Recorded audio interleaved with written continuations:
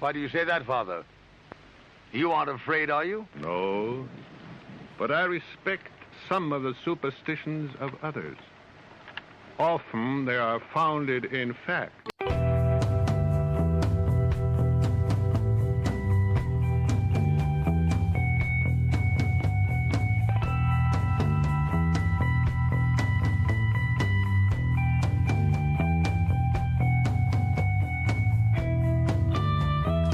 Broadcasting live from our Sanctum Sanctorum in bountiful Bakersfield, California. This is the Sixth Sense Society.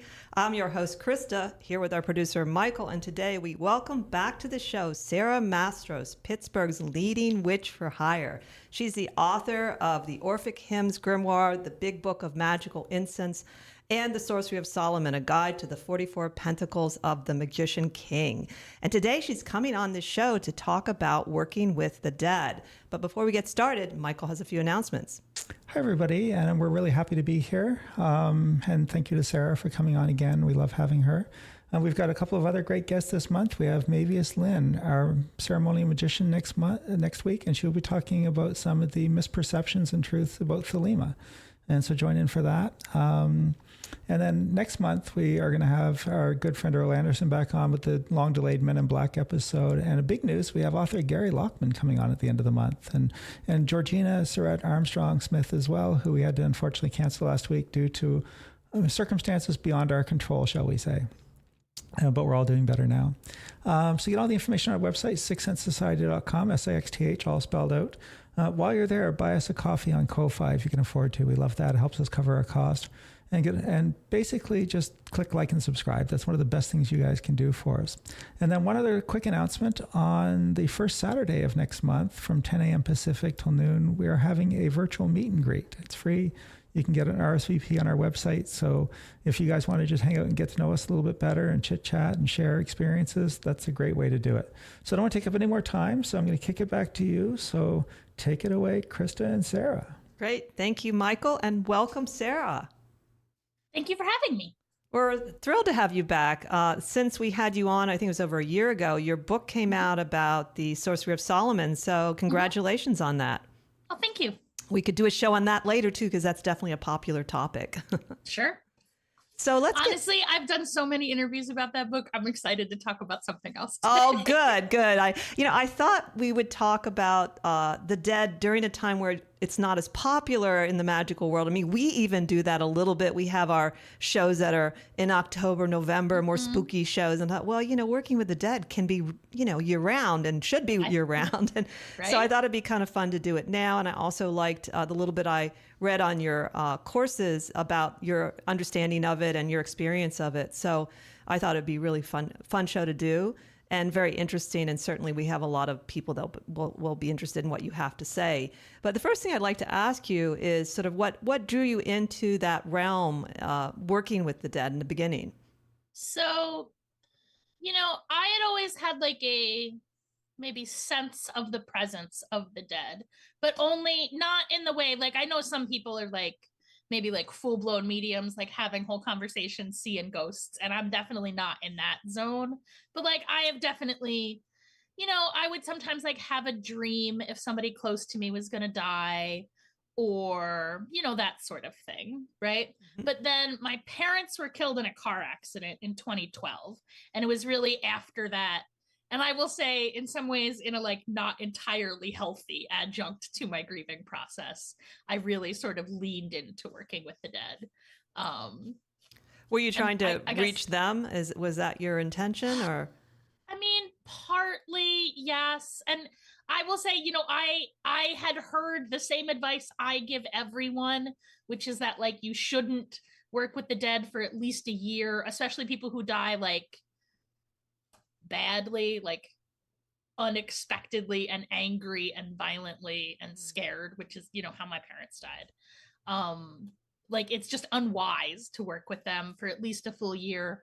Both it like complicates the grieving process for the living and it complicates the like detaching process. Like I knew it was a bad idea when I was doing it, but grief makes people do unwise things. And of all the stupid things you can do when you're grieving, like, I guess mine was pretty okay. But eventually, like, some friends had to, like, low key, like, hey, Sarah, you are spending too much time with the dead. You need to come back here to the living. And I did. But that really is sort of when I sort of really lead. That is a good point. I think that happened to me for sure when my brother died, and it took me a lot longer to figure out I was spending too much time even thinking about the dead instead of the cycle of life, the whole, and I guess that can happen. It's one of the many, many reasons why I really think like the most important thing, like, in these interviews, I'm often asked like, what is your one piece of advice for beginner magicians? And it's get actual in-person co-magicians who will do things like be like, hey, Sarah, you are in the underworld too much and you need to come back. Right? Because the thing is, I knew that. It wasn't like I didn't know that, but I just needed somebody to like tell you, as we all do when we're like in a bad way. We need people who love us to intervene. I actually have never heard that before. The year. In all the years, I've never read it or heard that you should wait a year. But it does make some sense. Oh, I think that's like a traditional, I don't know. I think a year is like the traditional folk advice. I don't know that like I don't think a year is some kind of magical number, like a day before that, it's not okay. And suddenly after that, it is. But I know my experience of grieving was very much that like that first year was definitely the hardest, because I feel like after that, I felt like the first year for me was, let me think about how to say this. Like, I had to like rearrange my life. Does that make sense? Like every holiday, it was like, oh, well, this is the first one. Right. Right. And I know this sounds ridiculous to people who have never had like a major bereavement, especially one that like you didn't get a chance to prepare for. Right. But I mean, not in an intellectual sense, but like in my heart and just like getting accustomed to it. It honestly took a while for me to understand that like things were not going to go back to the way they were before. Like I had to build this new life. Right. Right. And I feel like a year is about how long it took me to do that. Like, you know what I mean? At that point, I had sort of experienced all the seasons. So I think that's like a general, just sort of like folkloric reason why it's a year. But I don't think the time period of a year itself is special. I think it's more that I think really what people are saying is like you shouldn't be working with the dead while you are deep in grief. Like it's just not healthy for anybody. But I also appreciate that like I had been given that advice and I ignored it, and I assume everybody else is going to ignore it too, because you do dumb stuff when you're bereaved. That is true. You open up in places you don't expect to open up just naturally, which some stay open and some close down. When you see people go through a sudden loss of some kind. Absolutely. So, well, let's talk a little bit about your own view, since everyone has a different view about death and dying, and tell us a little bit about some of your beliefs. So let me preface this by saying, like, this is the belief about death I was brought up with, and it's still the one that I very much believe. And that is that nobody knows for sure what happens after we die. And anyone who tells you that they do know for sure is lying to you in order to manipulate you. Like, they don't even believe that. They know they're lying when they say it, and they have an ulterior motive for telling you that. So, like, I'm going to preface everything I say with that, but I'm going to talk a little bit about, like, instead of talking about it as, like, what I believe, I prefer to think of it as, like, how I understand it to work, right? Like, this is sort of the general understanding I go along with, but in the back of my head, I understand that, like, it's definitely much more complicated than this, right? But that being said, like, what I think is that, like, who we are, like a person, is a temporary assemblage of many different parts being held together temporarily by some sort of mystic force that we call life. And what is that thing? I don't know, but I know that when it exits very rapidly, those parts start to come apart, right? And that is true for both the visible parts and the invisible parts, right? So that some parts of you, like your breath, almost instantly, they're not you anymore. They return to the great air and like become somebody else's breath, right? And some parts of you, like your bones, they like retain their U shape for a long time. but that's not eternal either. Like those eventually also like just go back into the earth and become something new. And so as a general rule, I tend to, my experience of like magic and the invisible world or whatever we call it is that like for the most part, if I just assume it operates pretty much the same way visible nature works, that generally like seems the truest for me, right? So I assume that just like those visible parts, some of them decay fast and some of them decay slow, I assume it is the case with the invisible parts as well. And so that means like some parts of you, like they stay on earth as like some kind of like memory form, and some parts of you I imagine just immediately lose their you-ness and like become new things. Some parts of you like reside with the ancestors in the underworld for a while, but I don't believe in eternal things. Like I simply don't believe eternal things exist. Right. I think there are things that like seem eternal because we're human. So like the sun seems eternal, and from like a human standpoint it might as well be eternal, but it's definitely not. Like it was born at some point and it will die at some point, and it is like it's not always the same, right? We just saw with like these giant aurora borealis everywhere that like, you know, the sun goes through changes and phases as well. They're just not as obvious from here on earth. So I think it's like that with everything. Like it's true. And depending on who you study, again, I believe like you, or I think like you, that no one knows for sure what happens. But some of the interesting theories about the different bodies and what the astral, the etheric, the atma, it's amazingly complex, which I think is what you're saying, and that we can't possibly know it all. But I think it's kind of fascinating too. I think like our invisible anatomy is just as complicated as our visible anatomy. And like, I'm not a doctor. Like I kind of know what's going on inside me, but like not in any great detail. I'm like, you know, I lived with a friend while she was in medical school, and like, gosh, people are really complicated inside. Yeah. And that's just the parts we can see are that complicated. So like, I assume the invisible parts are even more, or at least similarly complicated, but much more occluded from us. So when we talk about things like the ethereal body or like the mental body or the subtle body or whatever, I generally think like those are pretty layman terms where we're describing that's like the digestive system. But, you know, if you're an anatomist or a biologist or a doctor, like when you say digestive system, I think you have a much more, like, I imagine, have like a much more specific understanding of that. And you probably understand there's really no such thing as the digestive system, that like humans do a lot of complicated metabolic stuff and it's all mixed up with all the other stuff we do. Yeah. And that's how I think about like the etheric body as well. But like, you know, in order to talk about it, we have to use some words. So I try and always like use the clearest, simplest, most like plain English terms I can for things, because I think sometimes, so I think about this a lot in terms of magic. It's particularly been on my mind recently that like, you know, we spent most of the last millennium murdering anyone who said any of this out loud in English. And therefore English does like not have a robust vocabulary for talking about like spiritual matters and magical matters. And because of that, we end up using a lot of like imported words from other languages. But I think that sometimes has the effect of making things seem really like obscure or mystical, when actually they're not really, they only seem obscure because we just don't have words to talk about it, because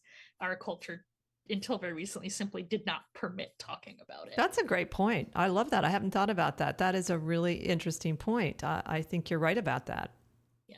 It's partly, you know, I do a lot of magical translation. And so like, it's hard to translate magic, right? Because like, I mean, not just we don't have words for things, but also like, it's like translating poetry, a thing I also do, that like, you know, you can literally translate poetry, but that sort of misses out on the literary point. Whenever somebody asks me like if the Orphic hymns are translated literally, in my heart I always think like, do you even poetry? Like that's not how poetry works. You can't translate them literally. That's not what poetry is for. Right. And I think the same with, I think of magic and poetry as closely related. Absolutely. I mean, the Delphic Oracle used to chant in a certain, what was it, the iambic at In one point. hexameter, yeah. A hexameter. I mean, can you imagine doing that? Giving your prognosis or oracle and that, being able to do that as a poet, that was at the height of the oracle. But I sometimes practice freestyling. Oh, that's cool. To do that, yeah. So getting back to the idea of working with the dead, and what do you think would be the reason for just anyone working with the dead? Because obviously, like, there are people that are drawn to it for the reasons you're talking about, tragedy, or they have some abilities from a beginning. But what about just say, I don't feel like I have anything special and I'm drawn to doing it? What would be the benefits of my working with the dead in my magical practice? So I think in order to answer that question, I promise I'm going to answer your question, but I'm going to kind of go off on a tangent, but I promise I'm coming back. Okay. And that's that, like, when we talk about working with the dead, I think you kind of have to like categorize the dead in certain ways, right? So I think for most people, most work with the dead falls into 3 categories, right? Work with the ancestors and the beloved dead. That's people that like you particularly as the magician have a specific connection to that other people don't. Right. So when we say ancestors, I mean ancestors of blood, but I also mean ancestors in a much broader sense. Right. And I'll come back and talk about that later if you want. And then there's like the mighty dead. So that's like saints and heroes. And it's people that you have a relationship with, but really everybody in your culture or like huge swaths of people have a relationship with. Right. So for example, like when I work with Pentacles, I work a lot with Solomon, the Magician King, as a like figure among the mighty dead. Right. And then there's like the earthbound dead, right? And so that's when like you're working with the dead because they're just like there, like a haunting or so, like you just showed up and like they kind of initiated it from their end, right? Whereas the other 2, I think most of the time you're like sort of, at least metaphorically, like traveling to the underworld to talk to them. But sometimes the dead just like show up and want stuff or like in the way or causing problems or whatever, right? They're already there. Right. And so I think like the reasons to work with them are different for those different categories. So the ones that show up, like it's pretty obvious why you would work with them because they're like in the way. Right. Like, right. They're maybe causing problems or they have a message, like you have like a pressing need to work with them. And in those circumstances, the very first thing I advise is just find out what they want. Like they want something, like they're there for some reason. Find out what they want. Right. Which is some combination of like talking to them and divination and like, and also just like, regular book research, right? So like if a place is haunted, learning the history of that place, you start to learn more about maybe who that is, but not always, Right. So for example, my experience is that hotels are pretty uniformly haunted. Like every hotel I've ever been in has been haunted to one degree or another, some more than others, right? The mighty dead, which is where I think that's where I recommend people start because I think it's very safe, it's very easy, and there's like really sort of well understood ways to do it, right? So like, my practice with the mighty dead is really informed by like a Greek Orthodox Christian like icon and saint practice, which I'm given to understand is like not exactly the same as a Catholic one, but as a person who came up Jewish, they seem pretty similar to me. Like I've had some Christians try and explain to me some subtle differences between the way Greek Orthodox Church understands saints and the way Catholics understand saints. But I actually think that's just a difference in the way like theologians interact with them. I think like regular everyday people like are talking to the dead. Like, you know what I mean? Like when they're talking to a saint, like they know what's what. Like they know what they're doing, And so that's I think an easy place to start because those dead are really receptive, right? Like they are already sort of accustomed to talking to people. So why you would want to do that is, people become mighty among the dead because they have something to say that millions of people all around the world think is worth listening to, right? Like they're powerful spirits who have a lot to say. Right. And unlike some of the other categories of spirits that we might work with as magicians, they like used to be human. So I use this as a teaching metaphor a lot. Like imagine you're looking for a new apartment. Right? If you ask an angel to find you an apartment, you're going to get really enlightened while you live in a cave. Like that is not a person whose judgment you should trust. Like, and it's not that they're like trying to do wrong, but like they're not on the same wavelength about like what a human being would want in an apartment. That's funny. Right. Whereas somebody who used to be human, like they're a little closer to like human-like concerns. Right. And so I find them sort of maybe a little more helpful with like just kind of everyday practical magic. Right. But they're also almost exclusively teachers, right? Like they have something to say and something to teach, and they are eager to tell it to you. Because if they weren't, like they wouldn't maintain that status. They'd be forgotten if nobody was talking to them. So they're talking to somebody. I found it by accident. I decided at one point to read most of Deanne Fortune's books. I got really just into reading her books, and I actually felt I evoked her during my, just naturally, and there were some really odd synchronicities with her name, because her first name was very unusual, and I had this strange, and I thought, wow, I think I'm contacting her energy, because I was just so diving into it. I was so open to it, and I was just immersed in it for months, you know. And that's a practice I really recommend, right? Is that like, if you're working with a text, like invoke the author of that text. Now, I would only advise doing that for dead authors, but I can feel people doing that to me. Like, it is the case that, like, you know, there's a lot of my soul in my books, and you can access living authors that way. And I can sometimes, this book got a little more popular than I expected, which, like, you know, is exciting, like, no complaint. But there's like an adjustment to like the feeling of like that very mild psychic pressure from like so many people being all up in my whatnot. So in a like politeness way, I would say it's probably not cool to invoke living authors. Like, I don't actually really appreciate it when people do it, but it probably does work. And for those of you that were listening, she was talking about the Sorcery of Solomon. She held that up. So some people are going to be listening to, and that's the book she's talking about, her most recent book.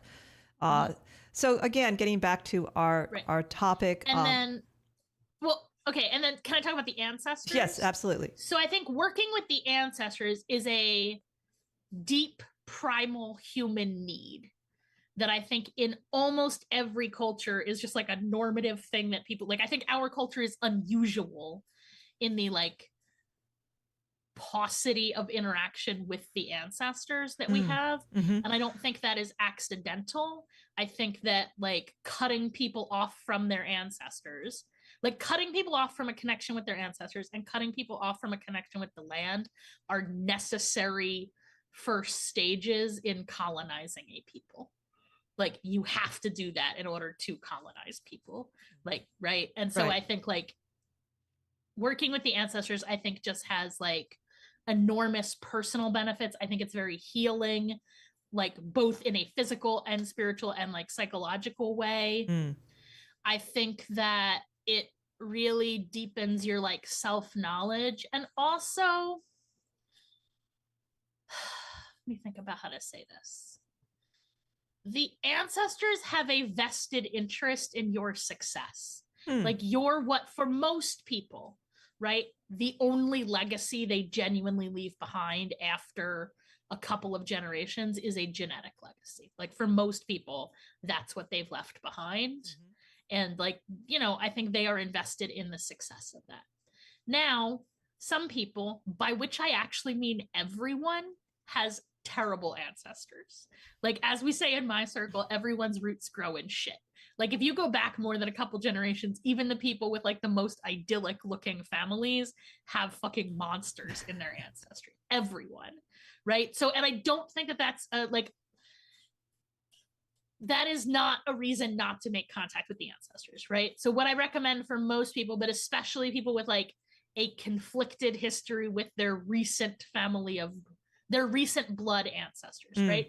And that could be conflicted for a lot of different reasons. It could be conflicted because you grew up with them and they're terrible, but it could also be conflicted because like you don't even know who they are, right? And again, for almost everyone, once you go back 3 or 4 generations, there's lots of people in that. Like, almost everyone has adopted ancestors relatively recently. Almost everyone has like an absent father that they don't even know who it is recently. Like, like whether or not that's true for the individual, it's true for their parents or their grandparents. Like, that's just a fact about human lives. Yeah. Right. And so like for people who do have that complicated relationship with recent ancestry, I encourage them to just like push back further to like the like capital A ancestors, the like sort of ascended dead who have maybe like gotten their shit together a little bit and they're less hung up on like, you know, it's what I was saying before, that like their themness, right? Their ego attachment is pretty loose at that point, right? Few parts of them retain their you shape.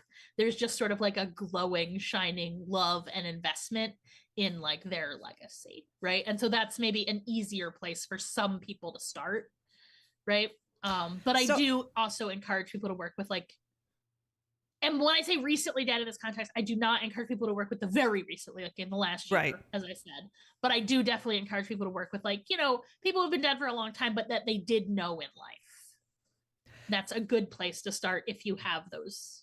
So by ancestors, would you include maybe their connection to their religion or land? So for instance, if I was from Russia, I had a lot of Russian ancestors, and would I then be able to also see the ancestor as being the nature of the Russian character or some Russian spiritual practice with that? Because I know in some of the early witchcraft books I read, they would encourage you to pick sort of deities from your lineage, and that was an easy way to sort of get connected, and not that you had to stick with that.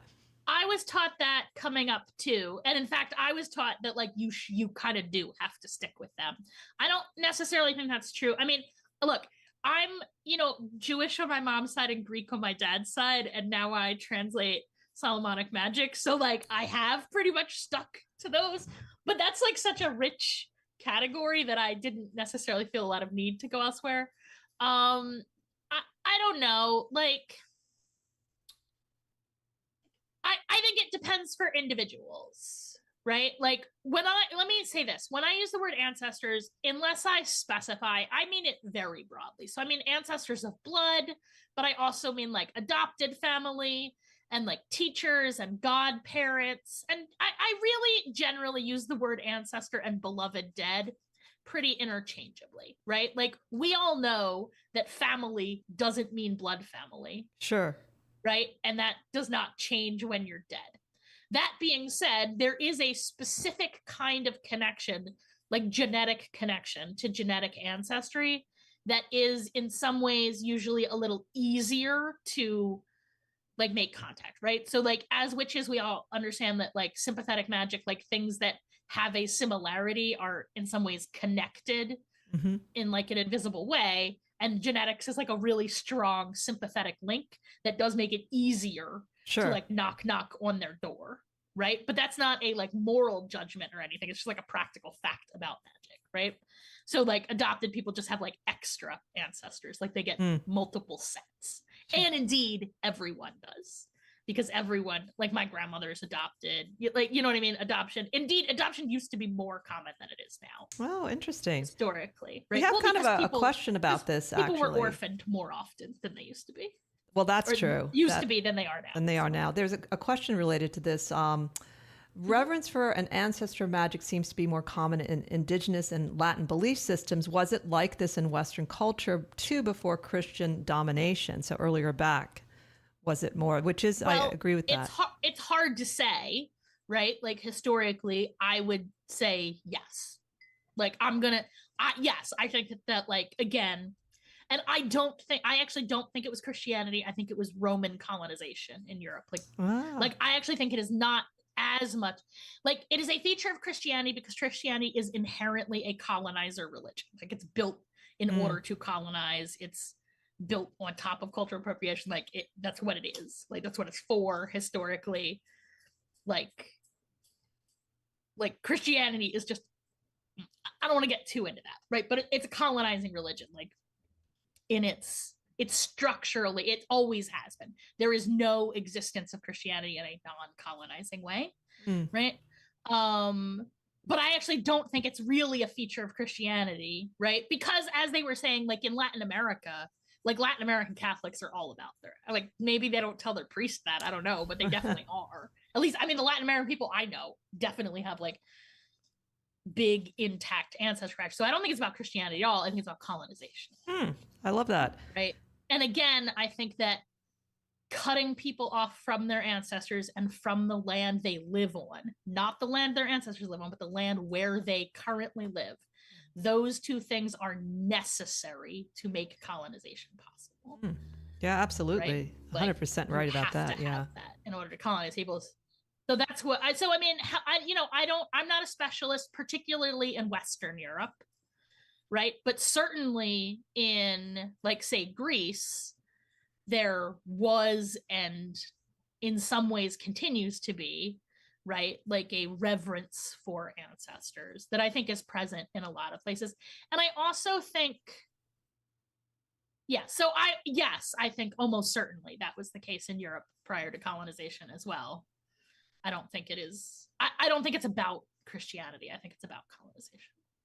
And then speaking about earlier, one of the ways the dead do contact us is through dreams. And so if you go back to the idea, they used to cultivate a dream at the temples. Exactly. And it was a very useful thing. So, and still, it does seem like from my experience, the dream world is one of the easier places to contact, at least initially, to talk to the dead.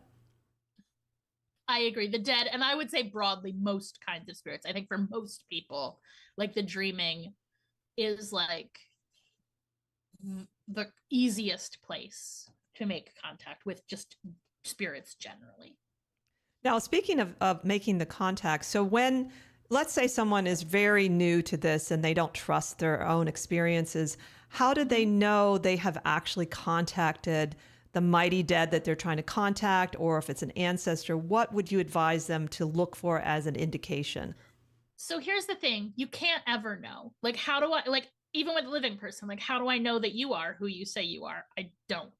Like, I just, like, you seem like, I have no reason to suspect you're just a fraud who is lying to me, but I have no idea, right? And all the same ways you would verify the identity of a living person are how you do it with the dead, right? You do a little research and you're like, does, like, the ways they're behaving, is that, like, how this person behaves, right? And at the end of the day, like, it maybe doesn't matter, right? Like, if you make contact with a spirit and that contact results in positive change in your life, like, which I'm just broadly going to call healing, but when I say healing, I don't mean exclusively physical healing, but I do mean that, right? Like, I don't know, if their influence in your life is positive, you should keep contacting them, and if it's not, then you shouldn't. But you never know, just like you don't know with a human being. That's a good point. Absolutely. Like, so I don't know if you follow astrology, but I do. And there's Pluto has moved into Aquarius for a couple decades, and I've been doing my deep dive into the mythology of Pluto, because I'm beginning to think there's a lot overlooked about Hades and Pluto being. I think that's true. And it's like many things, and they get sort of myopic about one thing about it. And by the way, by doing that, I got very interested in the terrain of the underworld being so diverse. And let's talk a little bit about your own experience of what, as we know, you can't say it's, absolutely like this, but what is your experience of sort of the terrain of the underworld when you've worked with it? Well, that's a really interesting question. So the technique I learned, right? You start by going inside yourself, right? You sort of align your spine with, like, the world tree, right? Or a world tree, I would say. Like, I don't really understand there to be just one. And you sort of go down, right? And you land in a cave, is how I would normally describe it, but like an interior space, right? I think of it, the metaphor I always think about for traveling to the underworld is Alice going down the rabbit hole. And I really think about not the new movie, but like the old animated Disney movie from when we were kids, or when I was a kid, right? You fall down, and like she's falling down, and eventually she just like runs out of down and she lands somewhere and she's in a space, right? So I call that space like the womb of the earth, but you can call it whatever. So from my point of view, that is not yet the underworld. But then from there, if you look or listen, it's a lot of people describe it as a waterfall. Talmud describes it as a wall of shining marble. I hear it described as like a curtain. I actually, my suspicion is that what it is, it's some kind of like neurological white noise, basically. Right? So like, remember on old TVs where they used to like zzz, and it had like the black and white static? That's kind of how I think of it. It's like that somehow. And I think it's an artifact of the human brain. And you have to like go through that, which my experience of it feels a little bit like turning inside out, kind of. Like it's even now that I'm accustomed to it, it's like a weird and indescribable sensation to like cross that veil, I guess we could call it. Right? And then on the other side of that, I find the underworld, right? Which I generally experience that close underworld, right? As like an open natural space, usually like I would say like a meadowy type space, but sometimes I'm underwater. Like it's not always the same. Right? But if I listen from there, there's a river and you can follow the river to the land of the dead. Right? So like if you go along the river downstream, you will, in my experience, but also the experience of people I teach and people I talk to, is that if you go down that river long enough, it's usually a river, but I've found that people who either live in the desert or like grew up in a desert culture, right? Like it's not about ancestry, it's about like the culture they grew up in and or where they are actually doing this practice. Sometimes it's like a wall, like a low stone wall instead of a river, right? But if you follow it long enough, you will get to what I generally think of as a well, but it's something that's circular and deep. So sometimes it's a lake, like sometimes it's other things. And usually near that is a tower or like a tree, right? So that's like a sign that you're kind of on the right path. If you want, you can... There's creatures that like I call the fates, but like they're not exactly like the fates I recognize from Greek mythology, but there's like a category of being that like lives there and tends that well. And I do not recommend beginners go down that well. That being said, as a beginner, I went down that well and I don't regret it, but it is difficult. Like it's you're gonna be a witch after that. Like you're getting baptized in the wells in hell at that point. And if you're into that, that's great. But like there's no going back after that one, right? So maybe not your first trip. But if you keep going after that, just a little ways, like if you keep following the river, you should find like a gate or a door or sometimes like a ferry crossing or a bridge, but some kind of like entryway into the land of the dead. That is my experience of the geography of the underworld. That's how I teach it. But you know, let me think about how to say this. That way that I just described it, right, is deeply metaphoric. And so I don't necessarily think everyone accesses it the same way. And I also think that like what geography you encounter is in many ways an artifact of like what technique you took to get there. So there have been other ways. That's generally the way I use to enter the underworld, right? But particularly in some places where there's more like a natural opening or like certain like there are other ways that I've entered into the underworld. And when I go another way, I like get to a different place. And it is maybe a little different to navigate. There are supposed to be real places in different countries that you can enter the underworld. Certainly. So the most powerful spiritual experience of a place, I would say perhaps, if not the single most powerful spiritual experience I have had, certainly in like a top 5, is at Eleusis, the ancient temple of Persephone. So at Eleusis, which is maybe an hour southwest of Athens, by car, an hour, right? It's a 3-day walk from Athens, traditionally. I did not walk. I took a bus. Once I took a bus, once I took a cab. There's a cave called the Plutonion, which is legendarily like where Persephone arises in the spring. And that is unquestionably, for anyone with eyes to see, like a direct route into the underworld. Like when you look down that crack in that cave, you're like, oh, that is definitely hell on the other side. Like I have traveled down that, which I would not recommend to beginners because that's the wrong way. Like that passage is supposed to come up.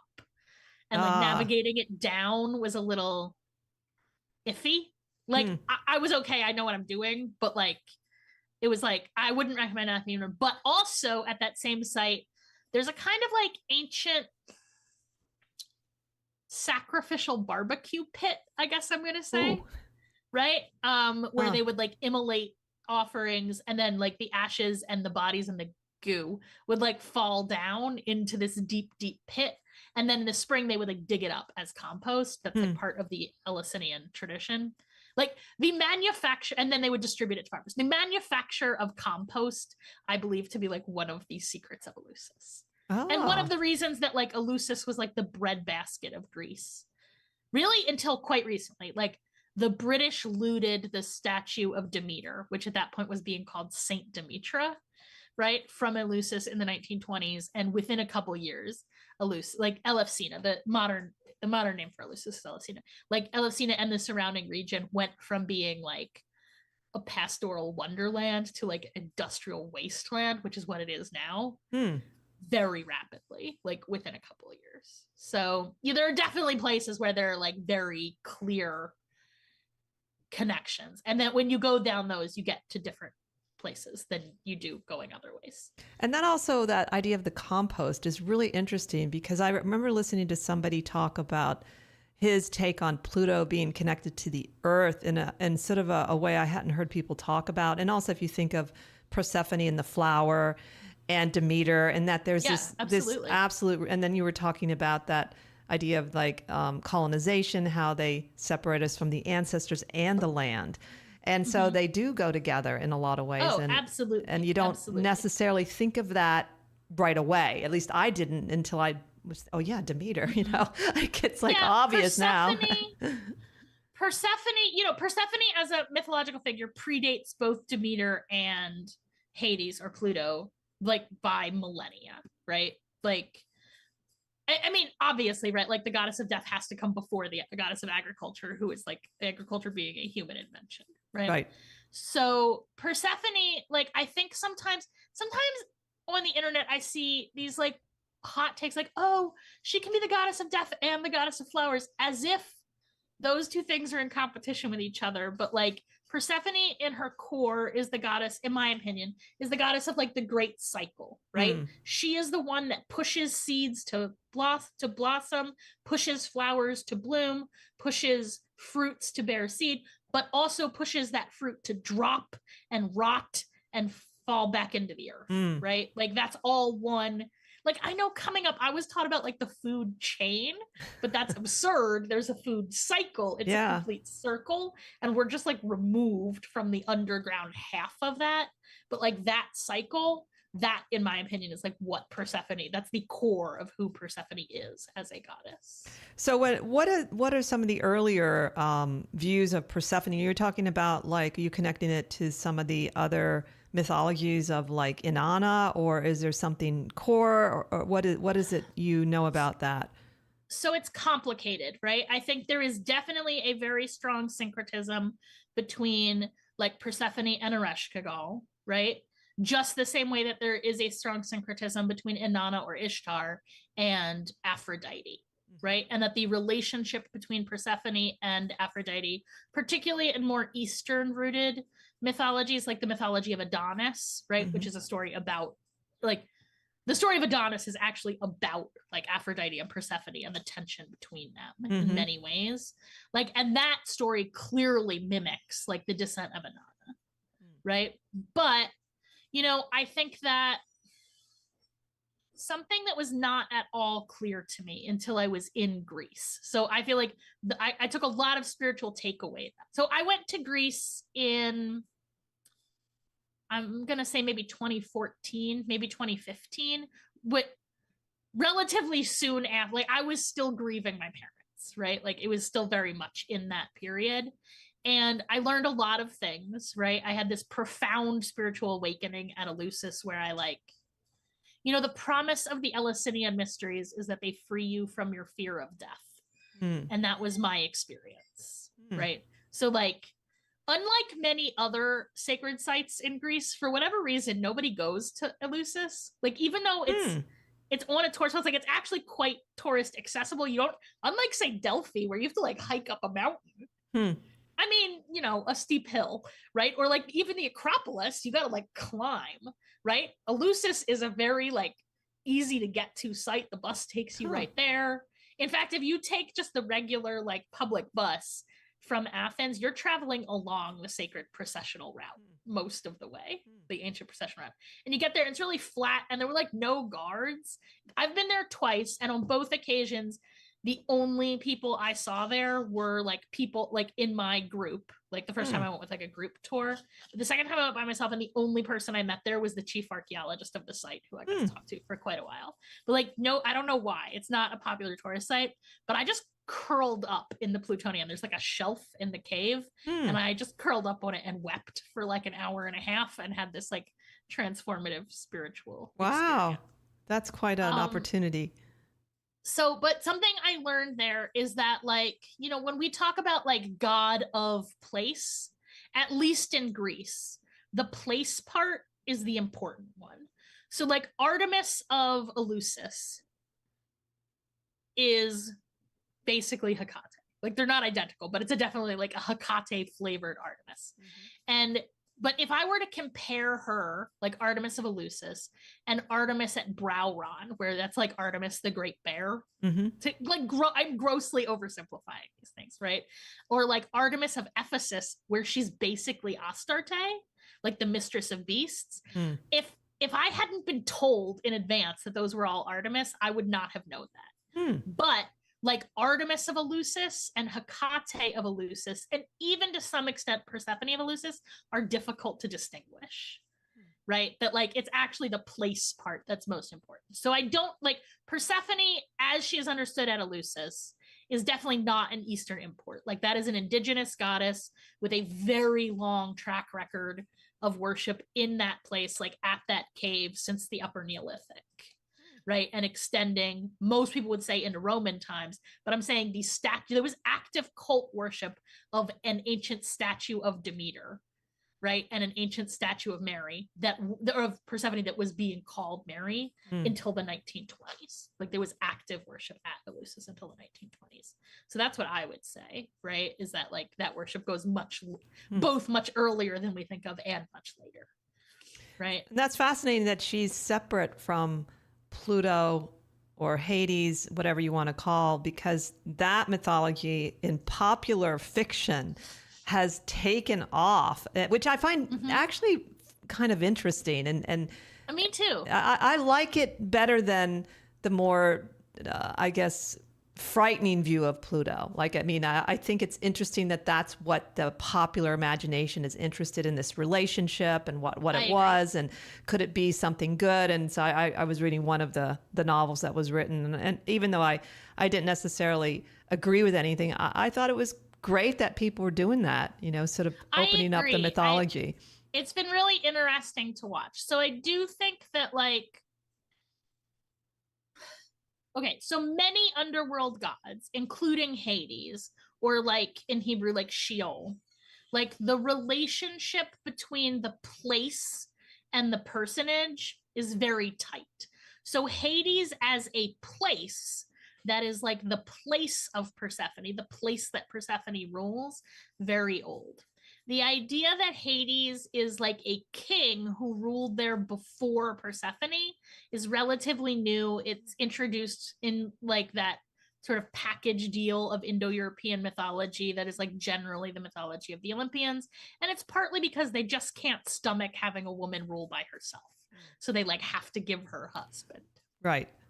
But I do think that like it's really interesting to watch in popular culture, like that very romantic relationship between Persephone and Hades, which is in some ways very different than like a lot of the other relationships we see modeled in Greek mythology, which I think is exciting. Like I'm there for that folklore. Yeah, it's just fascinating what the psyche wants to look at, in a sense, and also in the ones I was reading, there's more of a development of this equality of which I think is a healthy thing for the psyche, the feminine and the masculine, to have some sort of equality developing if we want to integrate our consciousness more. But one of the things I was thinking about, going back to this, talking about Pluto and Aquarius, I think from what I can tell, and my own thoughts about it too, is that there's going to be, I think, some real understanding and sort of revelation about anything connected to the Plutonian. And as Aquarius is the genius sign, and and see all this interest in the paranormal on many dimensions is just increasing more and more, to the point that I even heard during the Trump trial that they mentioned that Stormy Daniels had gone ghost hunting. And I thought that was interesting, even though the news people kind of poo-pooed it. I was like, well, it doesn't matter. It's just bleeding out in every way. You can't stop it. So I think that it'll be interesting. This topic's going to get more looked at, and I think people want to understand it more. I think so as well. So, and then also in my mind, it sort of, in a way, connects to the fact we don't understand the ocean.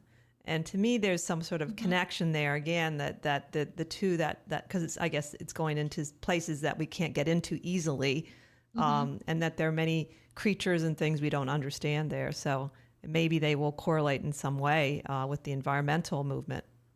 I hope so. So anyway, getting back to people working with the dead, I know one recommendation is to build some kind of an altar for them or your ancestors. I've read that in actually several different traditions, from Buddhist traditions to the Strega witches, that you can build an ancestral altar. What are your views of that for just the ordinary person? Yeah, I think it's great. I think, unlike some of the like big name spirits that as Anglophone witches we tend to work with, so like gods and angels and those sort of things, like the dead are not as powerful, right? Like they need help manifesting here on Earth. Like this is not their natural habitat, and like they don't know how to do that so well, right? So I think an altar can really, really help. And I also think it's just nice to have a place that for that kind of feeling, right? So mine's in my kitchen because I like them to be in part with the family, basically. It's been other places, but currently it's in the kitchen. I really recommend it. So here I'm going to give 5-minute, just very basic. This is what I recommend. So this is not to say this is the only way to do it. This is just, I feel like it's confusing and overwhelming when you look to 9,000 different traditions. So here's a very stripped down, simple version. First thing is it should be clean. Find a place. It looks like a bookshelf is totally fine. Just somewhere where it'll be nice and clean, right? That minimally you want a glass of clean water that you change, I would say maybe once a week, right? More is maybe better, but don't let it get gross, basically. That's your ancestors' water. Keep them watered, right? Just like you would for a pet, they need water. And light. I personally prefer an actual candle flame, but I'm not saying there's anything wrong with electric candles. I just like the heat aspect as well. I think the flame is useful. It gives them honestly something to feed on, right? And then you might want photographs of your ancestors. So I think it's important. You should never have photos of living people on your ancestor altar. This is not a place for a photo of you and grandma. Right. Right. Because it's just unholy. If you're trying to curse someone to death, you put their photo on your death altar, right? Yeah. Don't do that. I mean, unless you mean it, don't do it accidentally, right? So photographs are nice. Little tokens, basically. So I often use a piece of, I really like eyeglasses. So I have both of my dead parents' eyeglasses and also my grandmother's eyeglasses. Oh. I like to put them on and see through their eyes, sort of. So that's a token that I particularly like. But just little things like that, I generally, just to keep things neat, I tend to keep mine in a box, a little. What I actually have is, when my mom was in high school, apparently Lane Cedar Chest Company gave out little, I guess probably jewelry boxes to all the girls to encourage them to buy a hope chest, I guess. I don't, but I have the little box, and those little cedar boxes. Cedar is really good for the dead. So because this was a tradition for a long time, apparently, that Lane Cedar Chest Company gave out these boxes, I actually find those boxes in thrift stores. So I have my mom's, but I also have a bunch of other ones that I found. So I actually particularly like cedar for the dead. Cigar boxes are also often made of cedar, which is, I just really think, a good wood for connecting to the dead. It has like a long folkloric history of relationship with the dead. And that just gives you a place to put all those little tokens. Sure. Right. And then I sometimes leave little notes, right? And then food offerings. So I usually do small food offerings. So just like a piece of candy or like something like that. And then at like holidays, basically, I feed the ancestors a whole plate, right? So like at Thanksgiving, there's like, I set a place for them, right? And that sort of thing. And I think that's really, from my point of view, like a beginner ancestor altar, right? Is that it should be clean, it should have light and water, and in my opinion, flame, not just electric light, but electric lights are fine, right? Like, especially if you have kids or cats, or like for whatever reason, you just can't have random candles laying around. Right. Like if you burn your house down, it's not because I told you to. White and red are colors I really associate with ancestor altars, but that's probably pretty personal. Most people would say you should use clear glass for the water for the dead. I actually use a cobalt blue one because my mother collected cobalt glass. So my ancestor altar has a lot of cobalt glass on it. Makes sense. Some things that some people would say to avoid, right, are salt, large amounts of salt. So like those Himalayan salt lamps, for example, I definitely would not put one of those on an ancestor altar, right? But you know, the Romans put salt on their ancestor, like sprinklings of salt on their ancestor altar. So hard to say, right? But big chunks of salt, I definitely wouldn't do. Big pieces of metal, in particular iron, I don't really like on ancestor altars. Mirrors are kind of tricky. So I do have a mirror on my ancestor altar. Some people would say that's unwise. It definitely, you know, a mirror is an easy way to open a portal. So like if you don't want a portal to the dead in your kitchen, don't put a mirror on your ancestor altar. And then I really like to have like a figure or a picture or whatever that like represents the unknown ancestors, right? So these are just like the ancestors you don't know. Like you don't have photos of them, right? So sometimes I have, when I've had bigger ancestor altars, I've had like historic images from like places and, you know, where my ancestors were, right? But these days I just have like a little statue of an old lady that I found in a thrift store, like a little wood Taurus statue of an old lady and like a babushka like head covering. What about ashes or hair? You know, like I discovered recently some hair. My parents' ashes are in an urn, and that's on my ancestor altar. If you have, okay, no shade. Like, I'm not telling people they're doing wrong, but it does kind of make me sad when I see that somebody has like an urn full of ancestor ashes, like just kind of in their closet or something. Like, I'm not telling other people what to do, but I do sort of feel like either it should have like a respectful home where it lives with you and your family, or like maybe you should scatter those ashes and give them back to nature. And I'm just a little sus when I see people like, but you know what I mean? Like grief is hard and like do what you got to do, right? Like mine, I didn't know what to do with that urn for a long time. Like I get it. Yeah. But I do think it's like better to have it there on the ancestor. Something that I haven't done, but I've been thinking about is getting an urn for me and like carving my name on it and putting that on my ancestor altar and like making offerings to it like before I die. But I will say I would not recommend that as a practice to beginners. I'm maybe going to suck myself into the underworld. Like exactly. It's maybe not a wholesome practice that's one of the reasons I haven't done it yet. So I think it could be really powerful as a practice. Maybe you could try it and see if anything. Yeah, I mean, I haven't done it yet. Yeah. Also, those urns are not cheap. Is like part of the reason I haven't done it. That's true. Well, I guess people buy their plots ahead of time. Yeah, that's what I figured, right? And so, like, yeah, I would like have and I think it would make it easier for people to talk to me after I was dead. Right. They've already. I will also say that in general, people who could talk to the dead while they were alive are usually pretty good at talking to the living when they're dead. So like if you and your family have a like auntie who used to talk to the dead, that's a good place to start. That makes sense. I'm pretty sure it's the same skill, like talking to the dead when you're alive and talking to the living when you're dead. I think once you've crossed that veil a couple of times, you kind of like retain your ability to do it a little more.